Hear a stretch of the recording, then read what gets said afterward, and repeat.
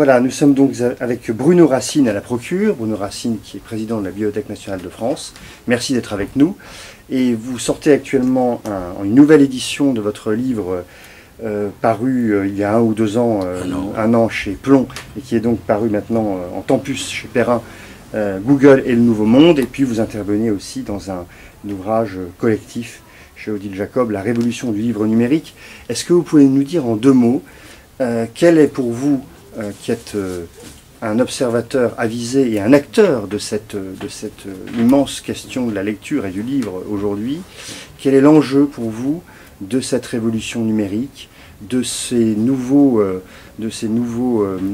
manières d'aborder la lecture? Pour vous, est-ce que c'est une révolution aussi importante que la révolution Gutenberg? Oui, c'est ce que je me suis efforcé de démontrer dans ce livre paru chez Tempus. Je crois que c'est une révolution même encore plus importante par sa portée, car Gutenberg, c'est bien sûr une révolution essentiellement européenne et qui a fait sentir ses effets très progressivement. Là, nous sommes dans une révolution qui touche la planète entière et qui est porteuse, bien sûr, comme toujours, de risques, de dangers, mais à mon sens, d'une possibilité de diffusion de la pensée qui est absolument sans précédent, mais qui bien sûr demande à être pensée. Je crois que c'est une révolution qui est pilotée par la technologie jusqu'à présent.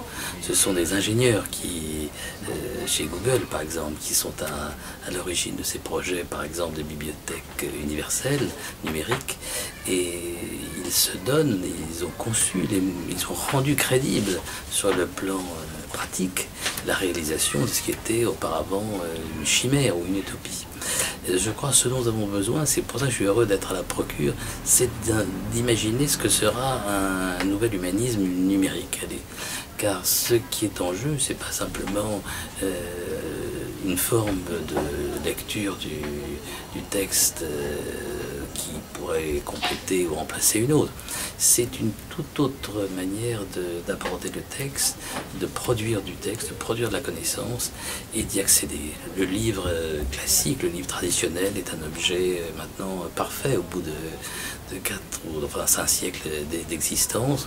Il est fixe, il n'est pas falsifiable, il est commode, il est pratique, mais le numérique, c'est justement une atomisation du texte dans ce grand univers numérique.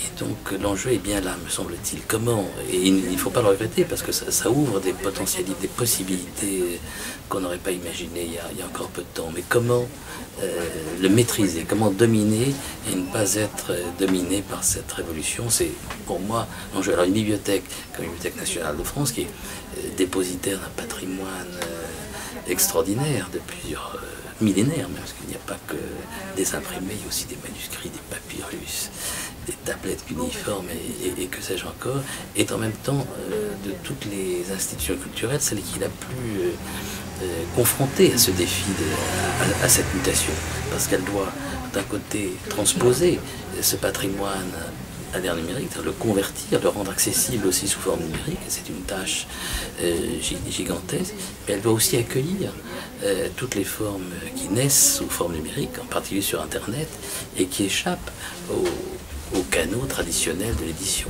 Nous voyons par exemple se multiplier les journaux, les mémoires qui sont auto-édités en quelque sorte sur Internet.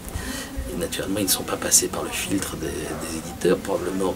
Il ne passerait jamais ce filtre, ou très peu passerait le filtre s'il devait être imprimé et diffusé sous forme papier, mais ils sont néanmoins représentatifs de quelque chose qui mérite d'être conservé pour les générations futures de chercheurs ou simplement de curieux.